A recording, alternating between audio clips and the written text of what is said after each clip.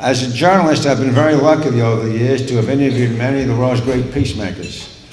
I've interviewed Desmond Tutu from South Africa, Mayred Cargan from Belfast, Sean McBride from Dublin, Rigoberto Menchu from Guatemala, Perez Esquivel from Buenos Aires, Mother Teresa from Calcutta, Muhammad Yunus from Bangladesh, all Nobel Peace Prize winners. And I'd always ask them till the end of the interview, how do we go about increasing peace and decreasing violence, which ought to be the purpose of our lives if we seek a life of purpose. Almost always the answer came back, you need to go where people are, because people keep having conflicts, and either solving those conflicts peacefully or violently. So we live in a violent society, and Martin Luther King always said, a nation that continues year after year to spend more money on military programs and on programs of social uplift is approaching spiritual death. He gave that talk 4 days before he was killed, right at the National Cathedral, one of his great lines.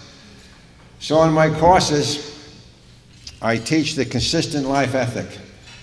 If you're going to be a peacemaker in one area of your life, it ought to overlap into others. And I always include animal rights as part of our semester. I spend about 3 or 4 weeks on that. And children always ask me, why do you bring this subject up? Well, because you can't do much about the military budget today. You can think about it. You can't do much about the death penalty today. You can think about it and discuss it. But animal rights, it comes to your next meal. And there you have a choice. And I think that's what education is all about. And how do we define peace? Well, lots of definitions for it. And the most basic, of course, is that peace is the result of love. And if love was easy, we'd all be good at it.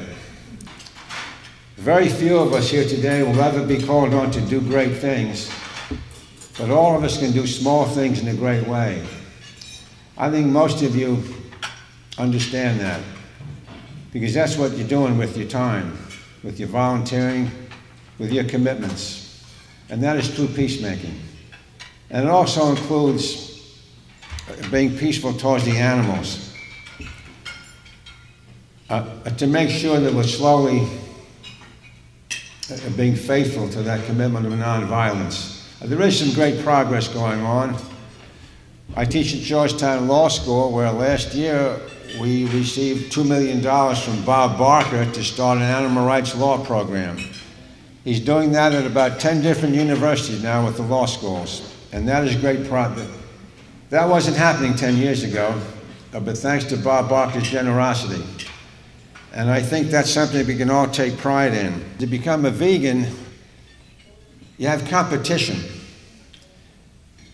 In both of our books, we have long chapters how the environmental issues make sense, how the poverty issues involves the cruelty-free diet, health reasons, and you can agree with all that, and it all makes sense. But the problem is your mind is often competing with your nose and your eyes and your tongue. And so it's like a tennis match. When you have 3 tennis players on one side and the other has only one side, a 3-to-1 usually wins. So the tongue often defeats our mind. But that can be overcome, as we often see, by willpower and also by compassion. As Alice Walker said, I think that's in our textbook, the animals of the world exist for our own reasons. They were not made for humans any more than blacks were made for whites or women were made for men. That sums it up really well. 100 years from now, people will look back, as we look back at 300 years ago, slavery was here, and think, how could they let that happen? Well, maybe they're going to look back and ask, how could the Americans and other people allow 12 million animals to be killed every day? How did they sit by and allow that to happen and make it legal, and even worse, make money off of it? So I think it's important to come together like this with our community. And also, I found out as a journalist over the years, people who are committed to animal rights are often committed to human rights, civil rights, gay and lesbian rights. It's all the same. To use our commitment to reduce the harm done to the powerless. And almost all social movements happen like that. As Saul Alinsky once said, power never yields voluntarily. So that's why the work of Sarav and the VSDC is important. I urge you to tell your friends to join up and come together like this. I want to conclude with a few lines from my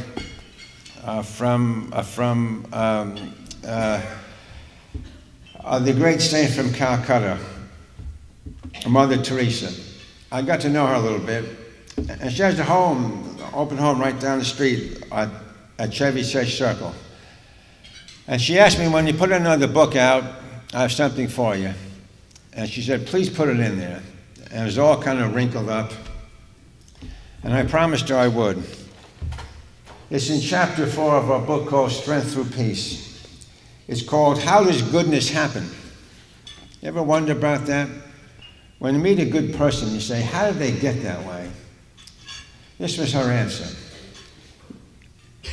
People are unreasonable, illogical, and self-centered. Love them anyway. If you do good, people may accuse you of selfish motives. Do good anyway. If you are successful, you may win false friends and true enemies. Succeed anyway. The good you do today may be forgotten by tomorrow. Do good anyway. Honesty will make you vulnerable. Be honest anyway. What you spend years building up may be torn down overnight. Build anyway. People who really want help may attack you if you help them.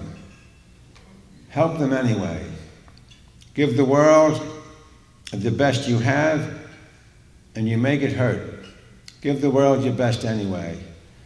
Try to remember words like that, because when the hills get steep and the cold wind blows against us and the doubts grow stronger, you may be tempted to run out, give out, wear out, or worst of all, sell out.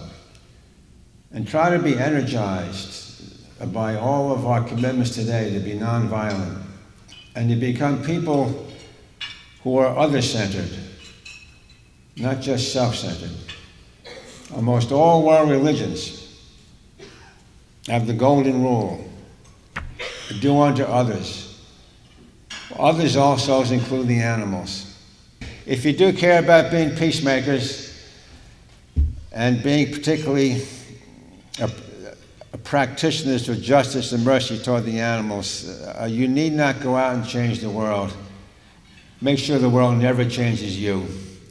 And if you do care about expanding your commitment to service in any way, and commit yourself to be peacemakers, there's only one word. If you want to begin or expand that commitment, there's only one word that really matters. A simple, sacred, one-syllable word. Start. Start. I thank you very much, and I'll see you again.